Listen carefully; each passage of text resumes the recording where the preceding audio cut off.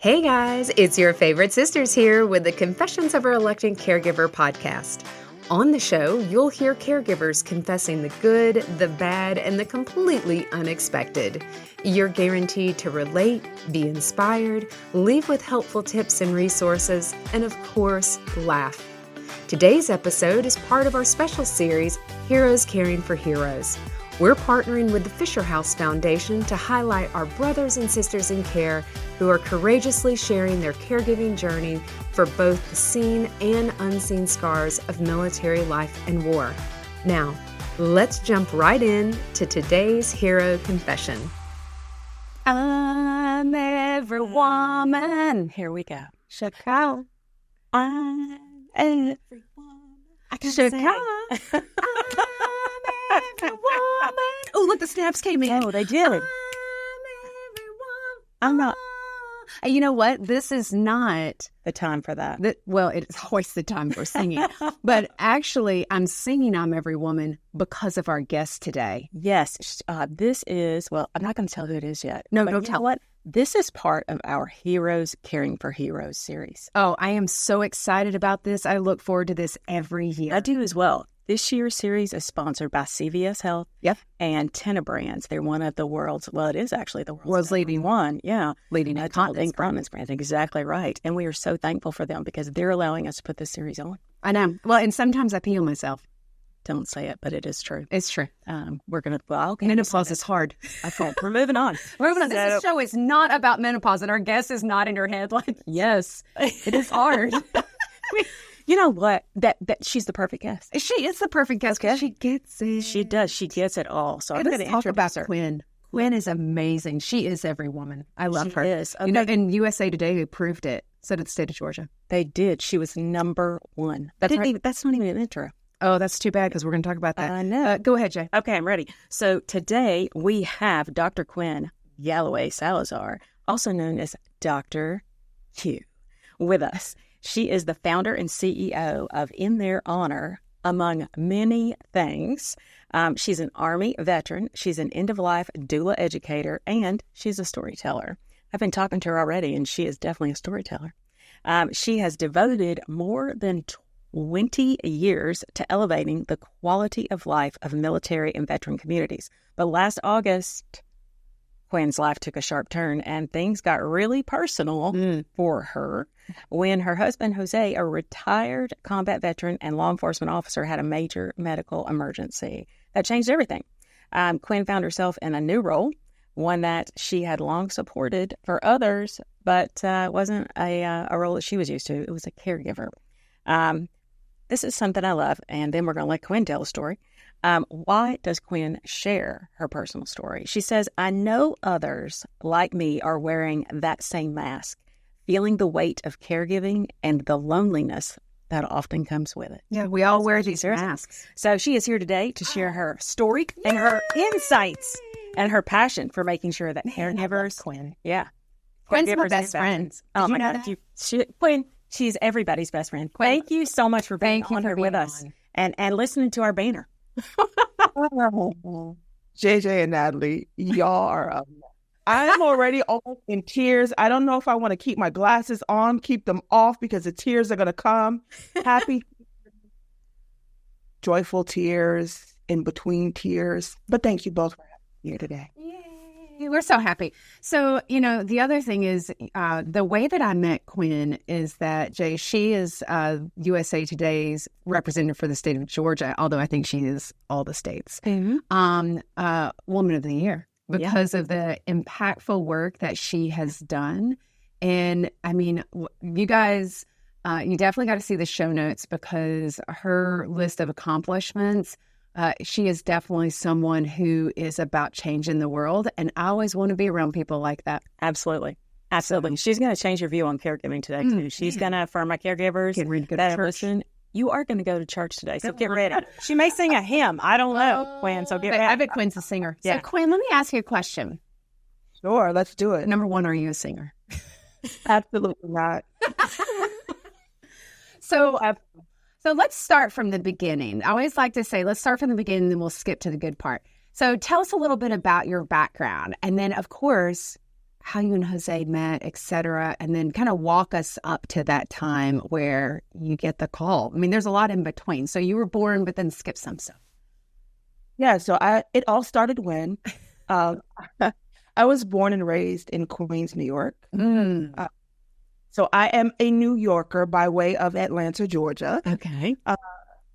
And my life took, to get all those years in synchronicity, so to speak.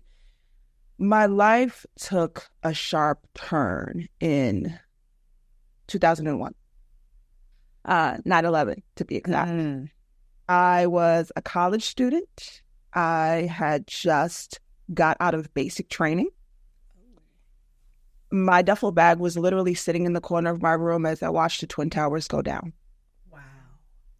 And I was 18, maybe 19 at the time, a baby, and had no idea that my life would take such a turn. And it did, right? I thought that I would be able to do my military enlistment time and, travel the world, as the recruiters told me, not travel to war zones, but travel the world, and have my education paid for. I was a junior in college and I was called up to active duty. No, I did not deploy, but I was called up I was mobilized to Fort Bragg, which is, I think, Fort Liberty now. I think they changed the name. And I did my time in service there. I served two missions at Fort Bragg where for part of the time I served in finance because that's my military occupational specialty. Otherwise, as your MOS back then.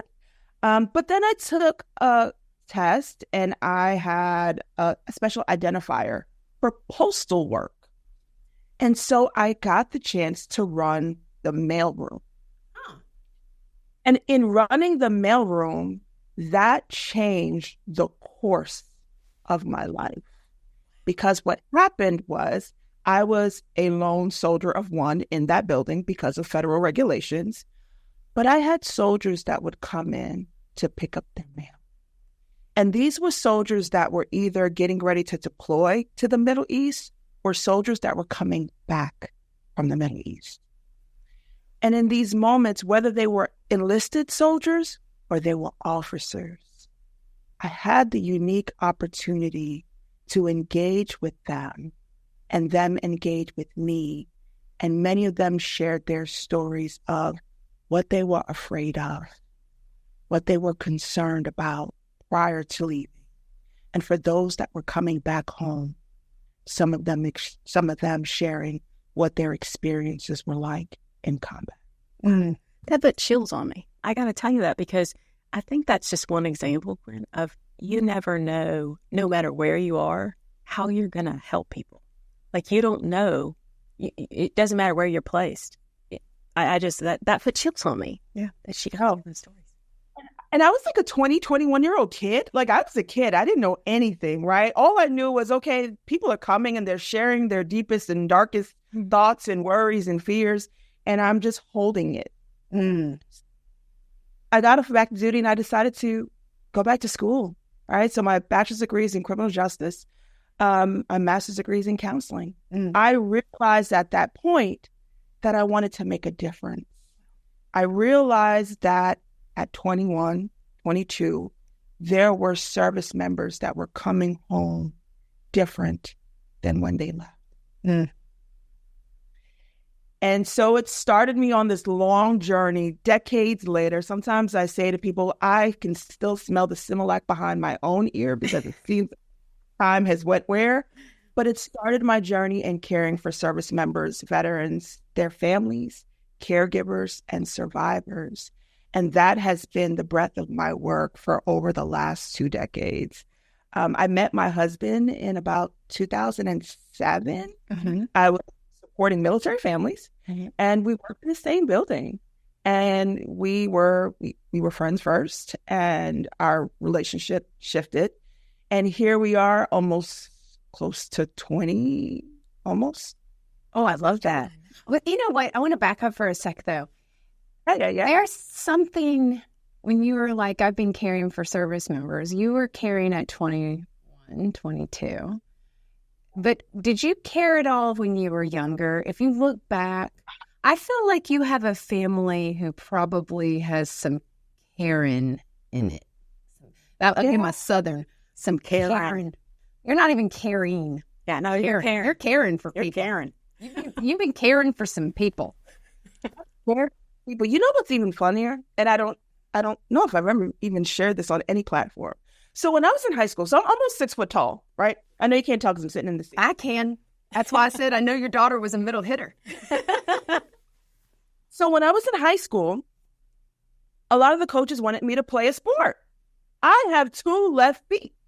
But what is the extracurricular activity that got me, like, yoinked me? It was the clown club. No kidding. And what we would do as members of the clown club, we would go to senior centers and sit with aging folks. And I would sit and spend time with the elderly and just listen.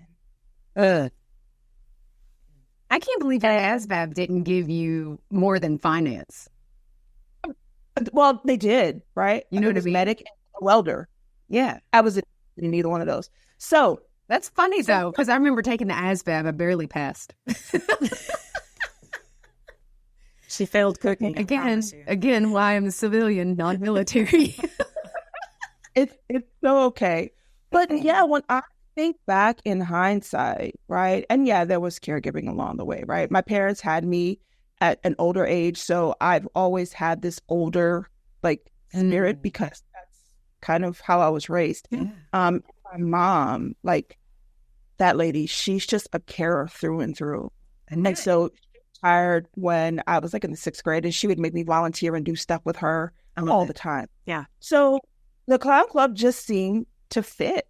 Yeah. Right. So I really got my feet wet and my hands dirty with caring for aging people and just sitting and being present for people at a pivotal point in my life. And so that service continued on in me putting the uniform on. And it has kind of it's been that thread all through my life. Truly, it has. And when people say, well, Qwynn, what else would you do? I don't know. I don't know what else I would do because this works. Yeah. It's funny, Jay, because if your parents were a little bit older when they had you and you worked with seniors, and it's not surprising to me in the work that you do in hospice care then, because the mystique and the fear of death wasn't something that was given to you. It was something that you didn't know to be afraid. So many people don't want to see our aging population because it forces you to take a look at your mortality. And so with you as a young person, we grew up with our grandparents a lot because of our parents were young and they worked. And so I grew up around a ton of older people. I love me some aging people. They have all the knowledge. I know. And so I'm not surprised by that. Well, now the other piece to that too. So I have a girlfriend. When we were kids, I'm from Queens, New York, but on the weekends I stayed on Long Island, which is more of the suburbs. Mm-hmm. And my girlfriend that lived across the street, we used to play this game called, I apologize, we were 7 and 8 years old, Corpse. And we would read R.L. Stein books. We were really infatuated with R.L. Stein, if you all remember R.L. Stein and Fear Street. And we would play this role where one of us would be the funeral director and the other person would play dead. Okay. Fast forward however many years later, I got into death space as a doula. She's a social worker in hospice care. Wow. So interesting. I'm very clear that we didn't choose the professions we are in. It chose us. Yeah, I totally agree with that. Man, I totally agree with that. I'm going to take our first break. I know we're just a touch early, but that's okay because I want to get into the call. I do. Okay. So we'll be right back. Okay. All right. We're back here with Qwynn. So we've bounced around a little bit. Oh, this is great. We are at this point where we've served. We have. We were born. We've served. We've listened. Yes. We got married. Played. We got married. We've done all that. So and then what happened? we get a call, and this caught me. You got a call. It was the moment, but you got the call from your husband. Wait, how many kids do we have at this point? Oh, wait, yeah. So in total, we have 6, right? I have 3 adult bonus daughters. Bonus kids. We actually have 4 adult daughters, and we have 2 that are still babyish. In the nest. Is that 6 girls? 6 girls. Wow. Oh my gosh, that We is a love party. them already. Absolutely. We got new sisters. I bet even the dogs are girls. Do you have dogs? We have 1 dog. He's a male, and we have 2 cats. At least Jose's got some. Jose's got somebody. He's got somebody. The dogs were girls in our house. Even our dad was just. It was just that we gave completely outnumbered. Yeah. Anyway, so you've got some Brady Bunch, and we're having some fun. They're all girls, and so Jose is definitely holding his own. Yeah. And you've got a career, booming career. And so then you get this call, and from Jose. Yeah. Okay. I get this call, and the call goes a little something like, "Don't freak out." I'm paraphrasing, of course. "Don't freak out. I'm on my way home, but I need you to take me to the hospital."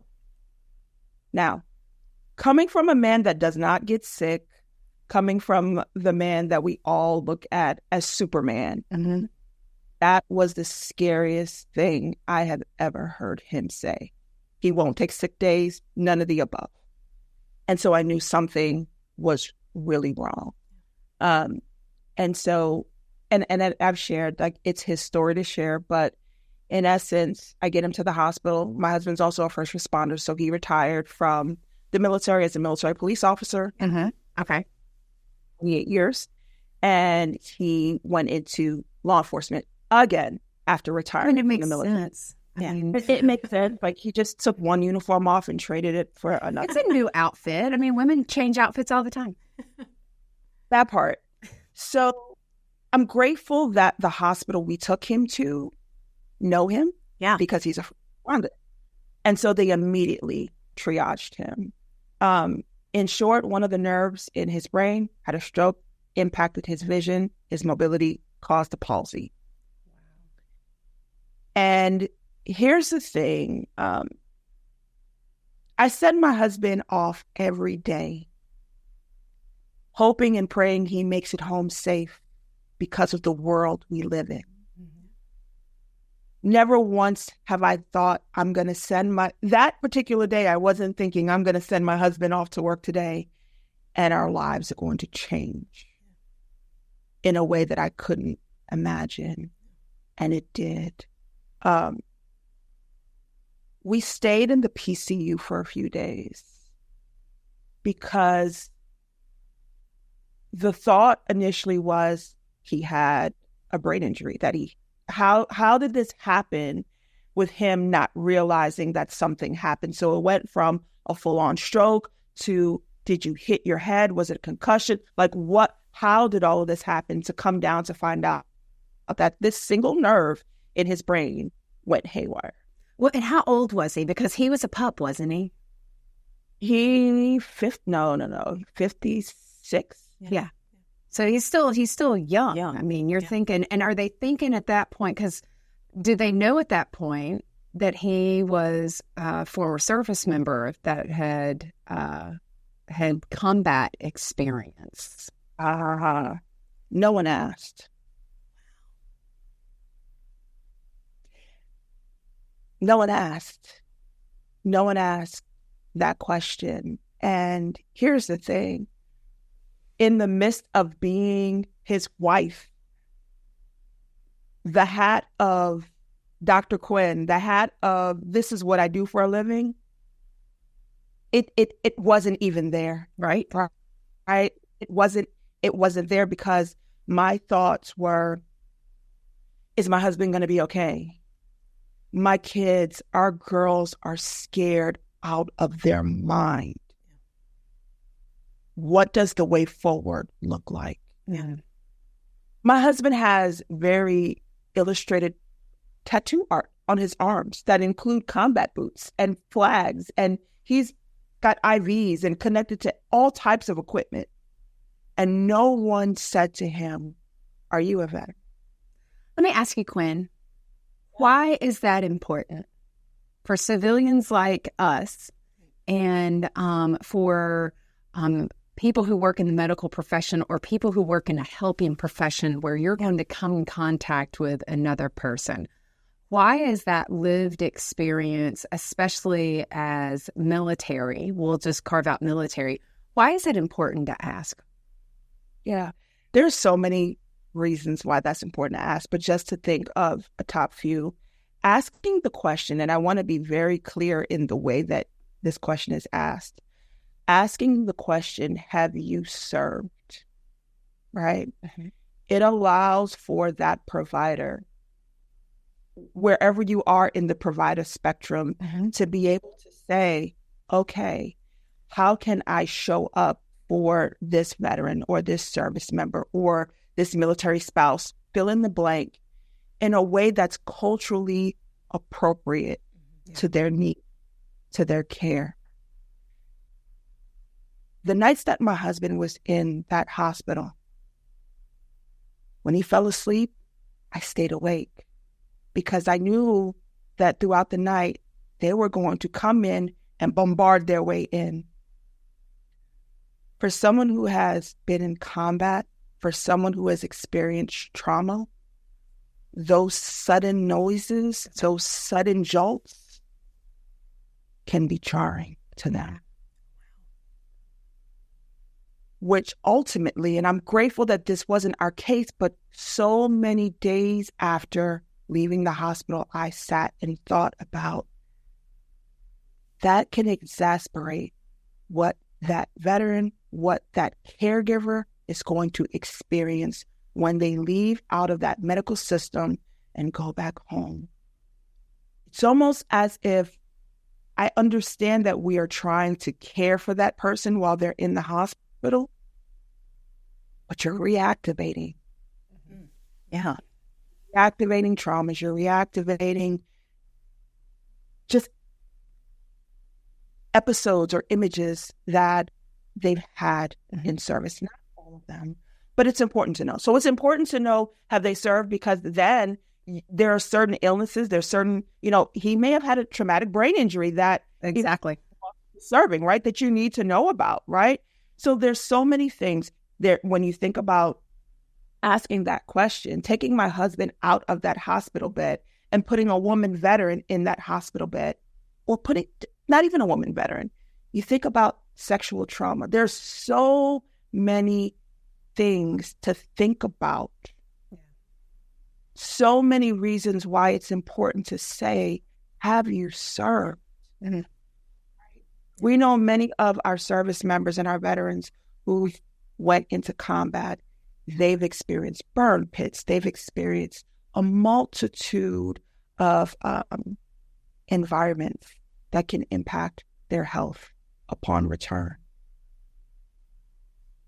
Asking that single question can afford you opportunities to ask other questions to narrow down what may be going on with that veteran or that caregiver or that spouse at that present. So I cannot stress enough, ask the question. Mm-hmm. Here's the other piece. When you talk about that lived experience, I challenge providers, put your clipboard down for a minute. Oh, yeah. When you're going into that room and you're seeing this person, connect with that person for a moment in a human shared experience. That's medicine. That is a form of medicine to say, I see you. There's no reason why that every single doctor, nurse, care provider that came into that room did not see my husband's tattoos. Yeah. They're huge. So we have gotten, I know absolutely that there's so much more that all of us can do even to recognize those type of traumas. We should talk about Qwynn. I know that's what we're going to get back to, because we're going to go into Qwynn. So at the time that this happens, when I read through everything that was going on with you, even on that day, you had a lot of stuff going on professionally. Like you had some amazing projects and just releases that were about to happen. I want you to tell me about you during that time. Your girls are busy, of course, but you have got this career, and you also simultaneously are doing all this care. Tell me where your state of mind is, because you've said to me, people are wearing a mask, and a lot of caregivers that are listening to us out there, they're wearing this mask of, I'm playing both these roles. Tell me about that. Yeah. So to back it up to career for a minute, in 2021, I launched in their honor. Yeah. And I remember right before launching it, I went to my husband, and my husband's like my cheerleader. And I said to him, so I think I want to quit my full-time job. Yes. And absolutely. Passion project, because I'm going to change the world. Absolutely, sister. And I remember my husband looking at me. Now, mind you, this is, of course, in the middle of the pandemic. Yeah. He's looking at me like, you cannot be serious. Like, what are you talking about? But what was happening at the same time was my mentor was dying from stage 4 metastatic breast cancer. And she was a Marine. And we would connect. And I remember her challenging me to move the needle forward on end-of-life care for veterans. I was already in the suicide prevention space. And I had this question: how does one's military experiences show back up at the end of life? And what were we doing as a society? Not healthcare systems, not institutions. As a society, what were we doing to say thank you for your service in an actionable way?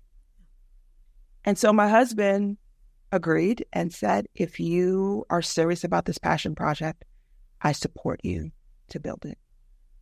So I reached out to a good friend of mine by the name of Dr. Tina Atherall, and Tina's the CEO of PsychArmor. Yep. And Tina kind of knows everything that's going on in DC, everything related to our military connected communities. And I said, Tina, what are we doing? What are we doing in the end of life space?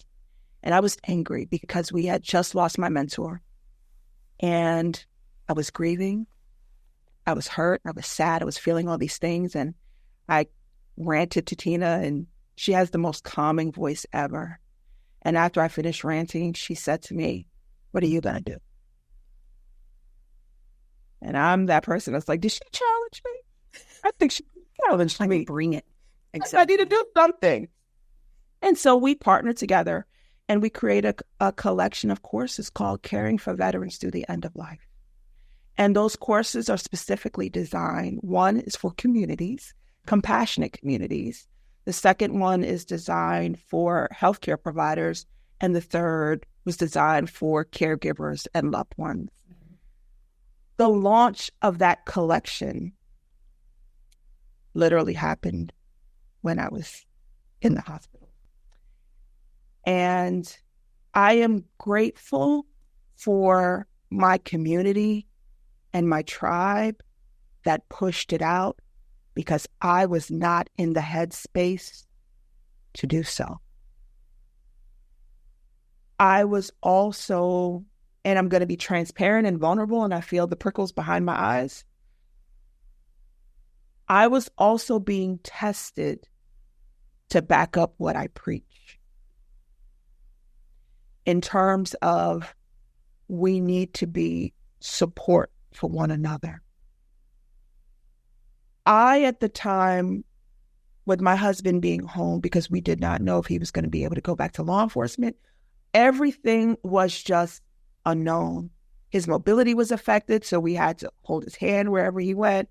He had to wear a patch for a few months because his eye, when he would look out in his work, it was like looking into a kaleidoscope. You can't go back to law enforcement like that, right? So on top of that, his identity was woven all throughout, right? Like, now what am I going to do, right? And I hear these stories all the time from veterans who are taking their uniform off, whether it's because of medical issues, retirements, transitions from the military. And here I am facing it with my husband, right? You can call me an expert in many realms, but for this moment, I was his wife. That's right. Right? I was his wife. And I am so grateful that even though I put that mask on, even though I put that cape on, even though I thought I had all my SHIT together and I was ready for battle, there were people that were standing right behind me saying, she's going to need us because she's going to need us. That's what happened for me, right? As much as I talk about caregiving and how isolating and lonely and how depression and how even suicidal ideations come into the forefront for our caregivers, I wasn't seeing myself through that same lens. I felt as though I was just doing the things that I needed to do to keep my family together, to keep my girls focused on school. School had just started. To keep everyone where they needed to be. Caring for everyone, but the one that I wasn't caring for was myself. I'm going to put us on a pause right there. Oh, yeah. Because that is the tune that is played over and over and over again, what you just said. But I want to take a break, and we're going to come right back. Yeah. All right, we are back here with Qwynn, and she just said... She played the tune. She did. She said she was caring for everybody else but herself. She had not put her oxygen mask on. No, she was just walking around like, here's your mask. Yeah, here's the number of masks. Here's your mask, except for mine. And she's suffocating. Because I don't know about you, Qwynn. At times I felt like I couldn't breathe. And, trying to help my husband, because you're right. I was a subject matter expert in the mental health field and working with providers, healthcare providers. And it just goes out the door. It just goes completely out the door. And that hat is not even in the room. I don't even think it's in the same house. And so, and you're trying to figure out who you are, and you're trying to be everything to everyone. And for me, and I don't want to put words in your mouth, I didn't feel like I was doing a great job at anything. I was just kind of half-butting it. Like I touch here, touch there, and I'm just trying to keep the fires down and never putting a fire out. I remember there was a point, and I laugh about it. It wasn't funny then. Kind of was, but it wasn't. I remember there was a day where my husband and I were out, and he just was standing there. And he's like, I can't see, right? Like, what? So his thing was, you're not holding my hand. I can't see, Qwynn, right? But it was like, I was so consumed with all the things, right? And I have aging parents, all the things that particular day, I was off. And I remember my girlfriend saying to me, and this was like one of the first times that I said, maybe I'm not okay. And she said, I'm making an executive decision. Pizza's for dinner tonight. And I said, okay. And it was... I think ingrained in military culture, I think ingrained in our society, we don't like to burden people. We don't like to ask for help. So I wasn't going to ask for help.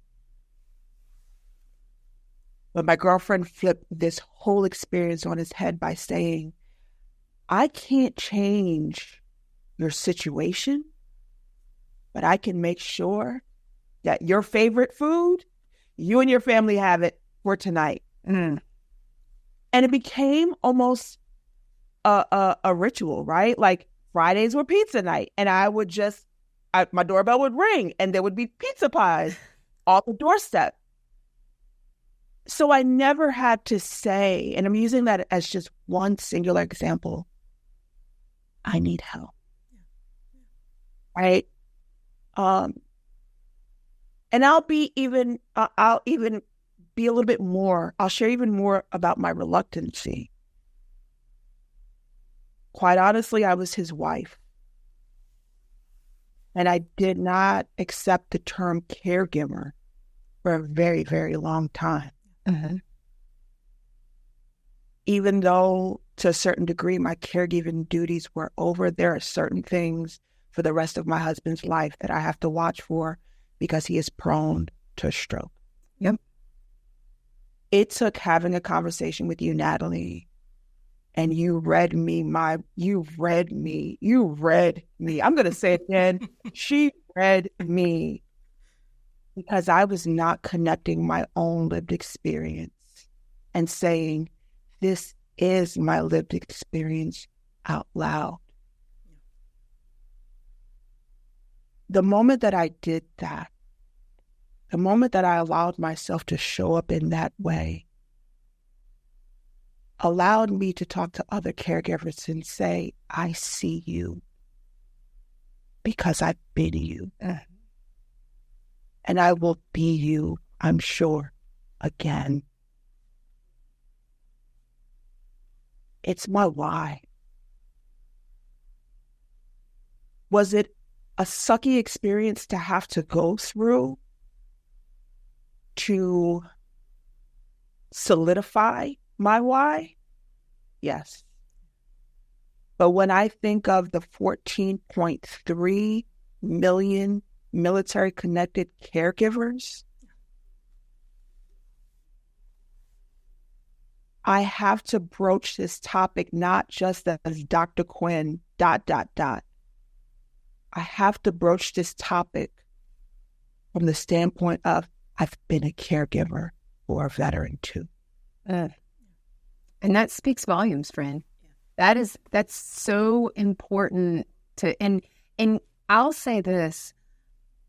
At first, that's why, the podcast is named Reluctant Caregiver because I even to say I'm reluctant. Like, nobody wants to look like, oh, well, I always have to qualify reluctant caregiver. It's not that I don't love my husband. Sometimes I don't like him, but it's not that I don't love him. Okay. Sometimes he makes really stupid choices. And it drives me crazy as a type A. I know that's shocking to everyone that I'm type A. But I think I now, even it was hard for Jason when I would say I was a caregiver, because he just did not, his definition, our society's definition, Qwynn. I don't know if Jose would look at you and be like, well, no, you're my wife. You know what I mean? And I proudly say, oh, I'm your wife and I'm your caregiver. And I wear that badge with honor. And I am, and you're a caregiver for a veteran. That's a different lived experience, but we have the same shared experiences with our thoughts and our feelings and the actions that we'll go through. And that's what makes us so beautifully human in how we connect. And I think what's important too, and when we think about caregivers, not just caregivers that are caring in the military connected space, don't lessen your caregiving experience. Yeah, please. Right? And I think for a moment I did, right? I'm like, my husband wasn't severely injured in theater, right? Or my caregiving experience didn't come from my husband's service-connected injuries, right? But when we put ourselves in all of these buckets, we're not allowing ourselves to connect, right? We're not allowing ourselves to say, but this is my experience, right? I needed to get fussed at that day. You were put into my space to fuss at me that day because it has allowed me to show up for caregivers in a different way that I wasn't before. It allows me to identify in a way that I wasn't before. And I'm grateful for that. I'm grateful to be able to say, I know what that journey feels like. I know how lonely that journey is. My experiences aren't just from focus groups or what the literature tells me or what research says. Some of my experience comes from walking alongside of my husband, being there and having to figure out, okay, maybe my dreams are deferred, right? Maybe I'm going to have to put everything on hold because the likelihood of me being the breadwinner at this point is high. Yep. So you have the world, and I'm using that really broad, saying she's on top of the world. She just came out with this collection. This is happening, that's happening. But in my home, it was chaos. I And feel it you. was the unknown. And it was lonely. Because what social media allows us to do is illustrate the story that we want the world to see. And not what's really happening in our lives. Yeah. And so I challenge your listeners. Don't feel the need to have to hide your truth. Don't feel the need to not lean in when your folks want to support you. I also challenge your listeners who may not be caregivers but are thinking how they can support caregivers. Don't ask the question, just call me if you need something. Yeah, I'm not calling you. I'm over here surviving. Yeah. I'm over here. I don't even know what a phone is at this moment. Yeah. Just bring us. I'm bring me some food. Just bring me some food or some Randomly Kleenex. show up with random acts of Starbucks. Yeah. Just I have a caregiver that's in my community. So outside of the work that I do, I try to give back in my community where I live. Of course you do. of course, Of course you do. Yeah. You add that What's hour really to your cool- day. What's really cool is some of the people in my community have no idea what I do. And I am so okay with that because it allows me to show up for humanity. And there's a caregiver that lives about 20 minutes or so away from me. And her husband was dying at the time. And I would show up on Fridays. I know you need toilet tissue. I know you need paper towel. I know the things you like to snack on. Guess what? I can't fix the fact that you're losing your husband. Yeah. But I can make sure I bring these things and just sit and be present with you. Yeah. Right? We have got to come together as a community and as a nation. Once again, not speaking from the standpoint of just veterans. But pause before you open your garage door opener to drive on in. Know who's in your community. Know who's there. How can you serve your community members? We've got to get out of this individualized culture where we just see our four walls and see side of that and say, how can I do something for someone else that may be in need? Because I can guarantee you there is someone, whether they're across, to the side, behind you, that's in need of something. Oh yeah, it's neighbor helping neighbor. It is really. Society has got to get back to that neighbor helping neighbor. We do love that, Jay. I do. I'm not gonna lie to you. I know we're getting close on our time. And so we have to do sister questions. But I really liked how you said, Qwynn, about Facebook and social media and what people see of us.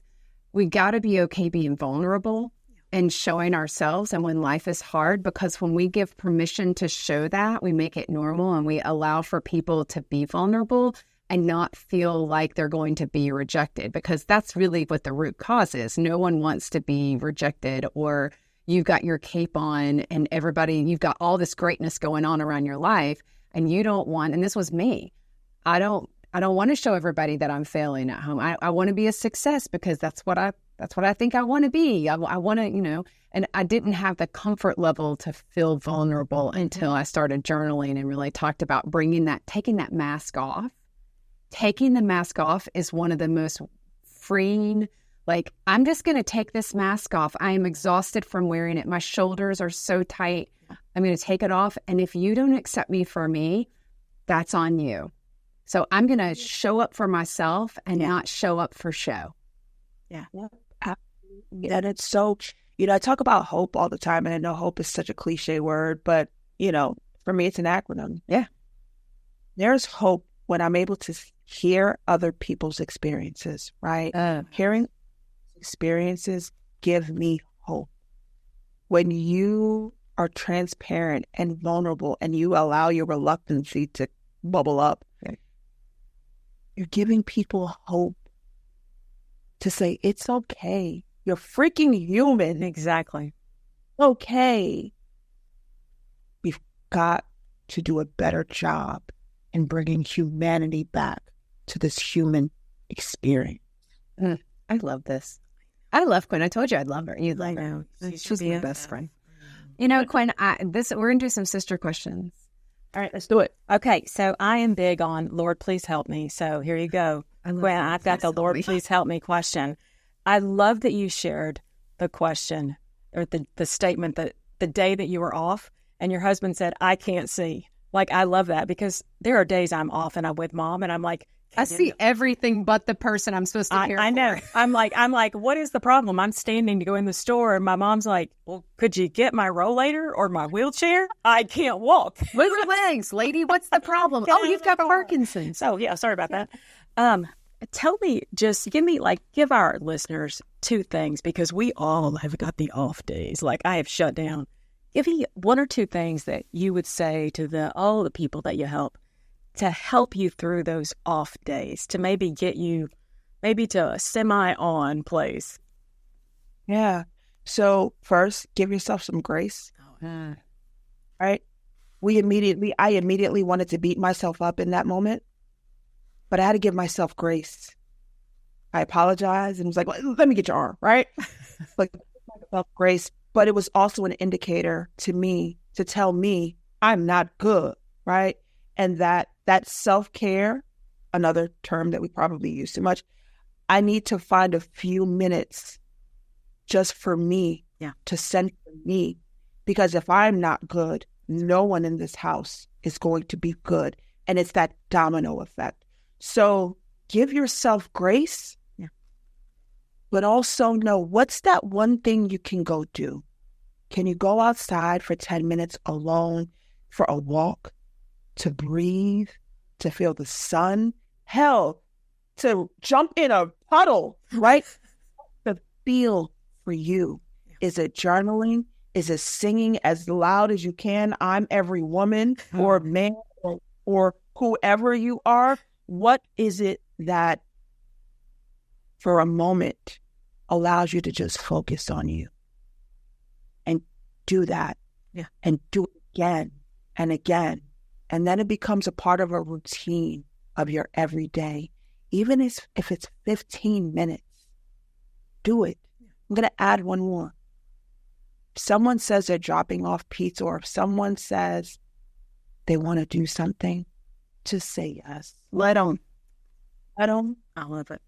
Leave it on your doorstep. Don't get offended if you don't want company. Leave it outside. I'll get it. Please charge that to my heart. Let them. I love that. That's true. Yeah. It goes, I'm telling you, though, it's all about allowing people to demonstrate kindness. Sometimes you have to give permission because people want to do something and they just don't know. And so when you tell them as much as possible, but on the other side of that, I don't know that I have it some days to tell you what I need. And so I just need you to be observant. Yep. Like, know me.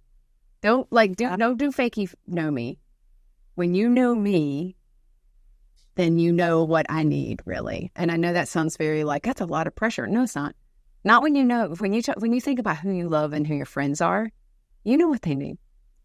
Just a little bit. Sometimes it's whether it's an ear, it's a Starbucks, it's let's go grab some pizza. Yeah. Or a nap or anything. Oh my God, a nap. Here, I'll sit with the kids so you can take a nap. That feels good. Oh, I love it. God, I love a nap. Okay, Qwynn.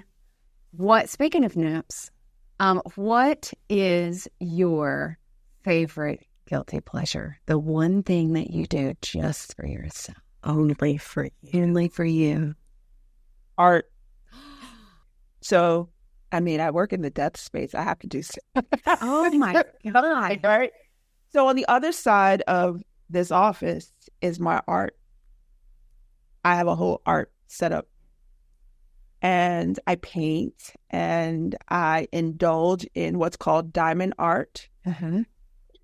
Really, it's paint. It's 2020. It's the 2020s version of Paint by Number. I like it already. It's structured. Diamond art. I'm not gonna spoil it. It's called Diamond Art. Mm-hmm. And what it does for the brain, the calm brain, is phenomenal.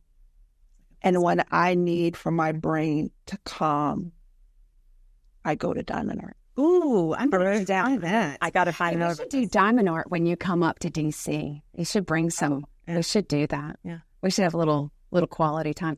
You know, guys, Qwynn, we love you. And I love y'all back. this has been so good, Jay. This Heroes Caring for Heroes series is so phenomenal. We again want to thank CVS and our friends at Tenna. As well, we've got some other friends that are helping us out. Of course, the Fisher House Foundation and Summit Behavioral Healthcare. We love all these folks who are helping us out. And we've got so many partners. Psych Armor, you mentioned, they're going to be on with the series, Jay. They'll be on the education series. And they're on the educational series, and you'll get to meet Tina, who is, you're going to love her. So, you know what? Guys, thank you so much for listening in. And there's going to be more because we've got a PBS special, and you're going to meet Jose on the special. So you'll hear more from Qwynn, and you'll get to meet Jose. And I can't wait to see the photos of the 6 girls because they've got 6 daughters. I know. And they are wonderful. Yeah. Qwynn, thank you so much for being with us. Thank you for having me, ladies. Thank you so much. You're wonderful. You are amazing. And until we confess again, we will see you next time. Bye. Well, friends, that's a wrap for today's educational episode. Thank you for listening to our special series, Heroes Caring for Heroes. And don't forget to visit our website to sign up for our monthly newsletter, sign up for the free Sisterhood Advantage Discount Club, and of course, connect with us on Facebook, Instagram, LinkedIn, TikTok, Twitter, and Pinterest. You'll also find the video recording of all our episodes on the Confessions website and our YouTube channel. We'll see you next time when we confess again. Till then, take care of you. Okay. Let's talk disclaimers. We are not medical professionals and are not providing any medical advice. If you have medical questions, we recommend that you talk with a medical professional of your choice. As always, my sisters and I at Confessions of a Reluctant Caregiver have taken care in selecting the speakers, but the opinions of our speakers are theirs alone. The views and opinions stated in this show are solely those of the contributors and not necessarily those of our distributors or hosting company. This podcast is copyrighted and no part can be reproduced without the express written consent of the Sisterhood of Care, LLC. Thank you for listening to the Confessions of a Reluctant Caregiver podcast.